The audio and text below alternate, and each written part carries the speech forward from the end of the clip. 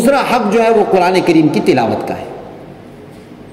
اگر ایک انسان قرآن کریم کی تلاوت نہیں کرتا ہے تو اس کا ایمان کبھی تر و تازہ نہیں ہوگا۔ گزشتہ ہفتے ہم نے آیت حدیث پڑھی تھی، اللہ کے حبیب صلی اللہ علیہ وسلم نے فرمایا جس طرح پانی سے لوہے پر زنگ لگ جاتا ہے، انسان کے دل پر بھی زنگ لگ جاتا ہے۔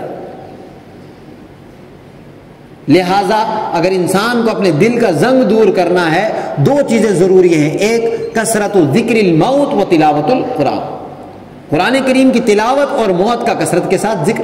تو ایک شخص اگر قرآن کریم کی تلاوت کرتا ہے تو اس کا ایمان تر و تازہ رہے گا۔ اگر قرآن کریم کی تلاوت نہیں کرتا ہے، وہ پس پشت ڈال دیتا ہے اور قرآن کریم کا صرف یہ سمجھتا ہے کہ یہ اللہ کی کتاب ہے، اس کو سنبھال کے رکھا جائے، تو اس کا ایمان کبھی تر و تازہ نہیں ہو سکتا ہے۔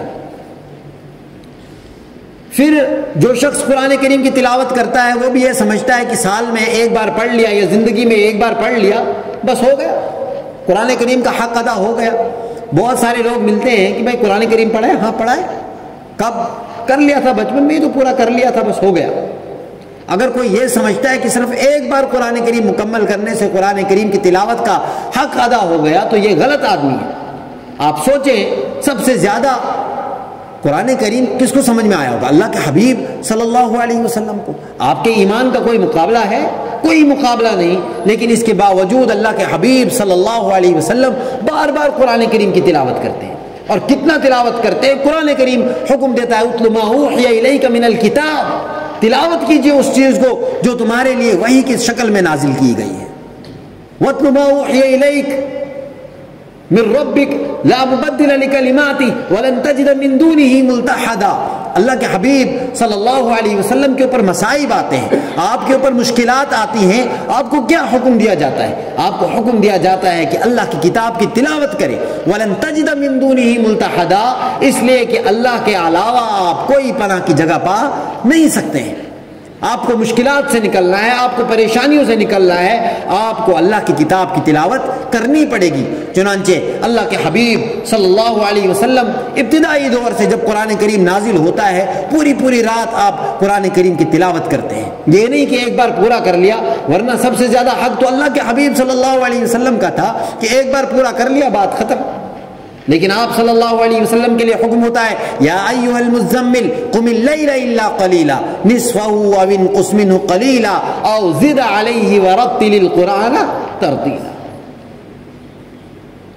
انا سنلقی علیک قولا ثقیلا۔ قم اللیل الا قلیلا، آپ راتوں کو کھڑے رہیں، الا قلیلا، ہاں تھوڑا آرام بھی کریں لیکن اکثر اوقات کیا کریں؟ کھڑے رہیں۔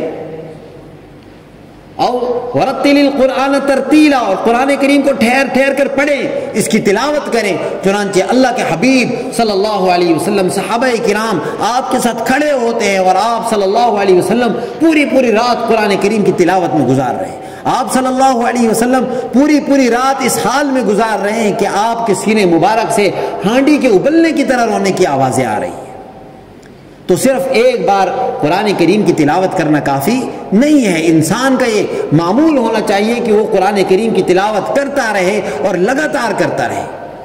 جس طریقے سے انسان کھانا کھاتا ہے، ایک بار کھانا کھا لیا، پیٹ بھر گیا، تو کیا اب وہ زندگی میں دوبارہ کھانا نہیں کھاتا ہے؟ دن میں 5-6 بار تو کھاتے ہی ہم لوگ، 4 بار 3 بار، اور کوئی بہت ہی نیک آدمی ہو تو 2 بار تو کھا ہی لیتا ہے۔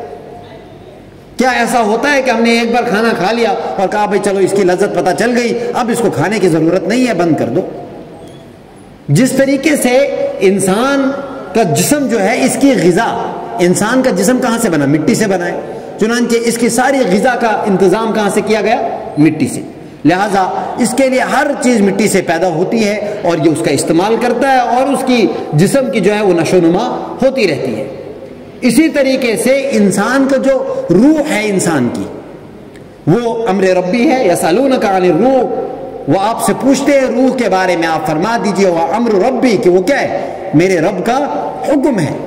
تو جب روح امر ربی ہے، آسمان سے آئی ہوئی ہے، تو اس کی غذا کا انتظام بھی کہاں سے ہوا؟ آسمان سے ہوا۔ چنانچہ قرآن کریم کی شکل میں جو ہے اس کی غذا فراہم کی گئی۔ اب ہر انسان کے لیے، چاہے وہ عالم ہو، چاہے وہ قاری ہو، چاہے وہ جو ہے عام پڑھنے لکھنے والا ہو، چاہے اس کو پڑھنا لکھنا نہ آتا ہو، اس کے لیے ضروری ہے کہ وہ اپنی روح کی غذا کا سامان کرے.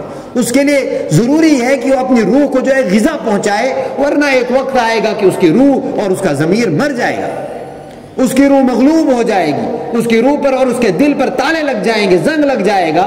پھر یہی وہ لوگ ہوتے ہیں جو اللہ تعالیٰ کی نشانیوں کا انکار کرتے ہیں. پھر یہی وہ لوگ ہوتے ہیں جن کے لیے اللہ تعالیٰ اعلان کرتے ہیں کہ اب یہ جانوروں سے بھی بدتر ہو گئے. تو خلاصہ کلام اتنے سے اس بات کا خلاصہ یہ نکلا کہ ہر انسان کے لیے ضروری ہے کہ وہ قرآن کریم کی تلاوت کرے، وہ قرآن کریم کو پڑھے. لیکن کس طریقے سے پڑھنا ہے؟ الذین آتیناہم الکتاب یتلونہ حق تلاوتہ. قرآن کریم فرماتا ہے الذین، وہ لوگ، آتیناہم الکتاب، جن کو ہم کتاب عطا کرتے ہیں، یتلونہ حق تلاوتہ، وہ اس کی ایسے تلاوت کرتے ہیں جیسے تلاوت کرنے کا حق ہے. ایک آدمی یہ تلاوت کرتا ہے لیکن اس کو حقوق نہیں معلوم، کیسے پڑھنا ہے، کس طریقے سے پڑھنا ہے، کیا حقوق ہے، تو کیسے تلاوت اس کو فائدہ دے گی، کیسے اس کے دل کا زنگ دور ہوگا؟ یہ قرآن کریم کی تلاوت انسان کو اسی وقت فائدہ دے گی جب وہ اس کے حقوق ادا کرے گا، جب وہ اس کی تلاوت ایسے کرے گا جیسے تلاوت کرنے کا حق ہے. اللہ تعالیٰ ہمیں ان لوگوں میں سے بنائے جو قرآن کریم کی تلاوت کا حق ادا کرتے ہیں. کیا چیز